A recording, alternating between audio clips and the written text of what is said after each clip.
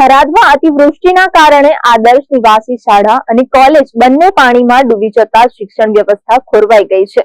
લોકોમાં નારાજગી ફેલાઈ રહી છે કે હવે તો થરાદમાં શિક્ષણ પણ પાણીમાં ડૂબી ગયું છે। સ્થાનિક લોકોએ જણાવ્યું કે વરસાદ શરૂ થયાને લગભગ 15 દિવસ વીતી ગયા છતાં મામલતદાર અને કલેક્ટર સહિત વહીવટી તંત્ર દ્વારા માત્ર દાવા જ કરી રહ્યું છે, પરંતુ હકીકતમાં કોઈ અસરકારક કામગીરી થઈ નથી। બોર્ડની પરીક્ષાઓ નજીક આવતા વિદ્યાર્થીઓ અભ્યાસમાં મોટી મુશ્કેલીઓનો સામનો કરી રહ્યા છે।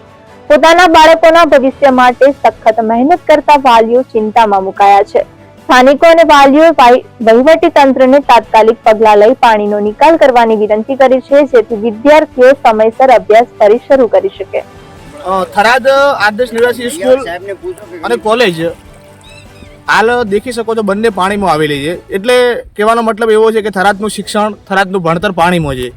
આજે વરસાદ આવ્યાને લગભગ 15 દિવસ જેટલા થઈ ગયા છે। વહીવટી તંત્ર માત્ર દાવા કરી રહ્યું છે, ક્યાંક મામલતદાર દાવા કરે છે, ક્યાંક કલેક્ટર દાવા કરે છે, ક્યાંક સસ્તી પદ્ધતિ માટે રીલો બનાવે છે કે ભાઈ પાણી અને આખું બધું નિકાલ થઈ ગયો છે, બજાર સાફ સફાઈ થઈ ગઈ છે। પણ આપ દેખી શકો છો અહીંયા સામે બોર્ડની પરીક્ષા આવે છે, વિદ્યાર્થીઓને તૈયારી કરવાની હોય છે।